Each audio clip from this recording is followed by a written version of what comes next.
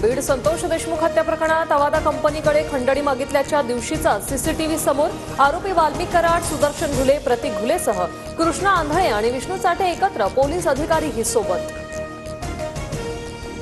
सीसीटीव्हीतून आकासह सर्व आरोपींच्या खंडणीशी संबंध असल्याचं स्पष्ट होतंय।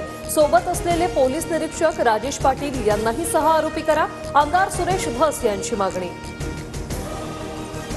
वाल्मिक कराडचा मुलगा सुशील कराडला दिलासा, ट्रेडिंग कंपनीच्या मॅनेजरला धमकी दिल्याच्या आरोपात सोलापुरात गुन्हा दाखल न करण्याचे कोर्टाचे आदेश। हा गुन्हा सोलापूर हद्दीत न येत असल्याचं कोर्टाचं निरीक्षण।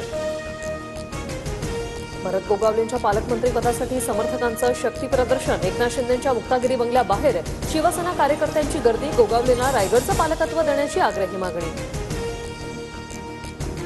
पालकमंत्रीपद वाटपावरून शिवसेनेनंतर राष्ट्रवादीही नाराज। स्वजिल्हे न देता काही मंत्र्यांना दूरचे जिल्हे। राष्ट्रवादी 10 पैकी केवळ अजितदादांना स्वजिल्हा। शिंदेंच्या शिवसेनेतील धुसफूस चव्हाट्यावर अब्दुल सत्तार उपमुख्यमंत्री एकनाथ शिंदेंकडे संजय शिरसाटांची तक्रार करणार। शिरसाटांकडून नाहक बदनामी सुरू असल्याचा सत्तारांचा आरोप। जीवघेण्या हल्ल्याच्या 6 दिवसांनी अभिनेता सैफ अली खानला रुग्णालयातून डिस्चार्ज। डॉक्टरांकडून विश्रांतीचा सल्ला। सैफच्या वांद्र्यातील घराबाहेर कडेकोट बंदोबस्त। बोगस अर्ज आणि गैरव्यवहारामुळे 1 रुपयातील पीक विमा योजना बंद करा, समितीची सरकारला शिफारस। तर पीक विमा योजनेचा निर्णय कॅबिनेटमध्ये होणार, माणिकराव कोकाटेंची माहिती। दावोसमध्ये गडचिरोलीसाठी स्टील आणि संरक्षण क्षेत्रातील पहिला सामंजस्य करार।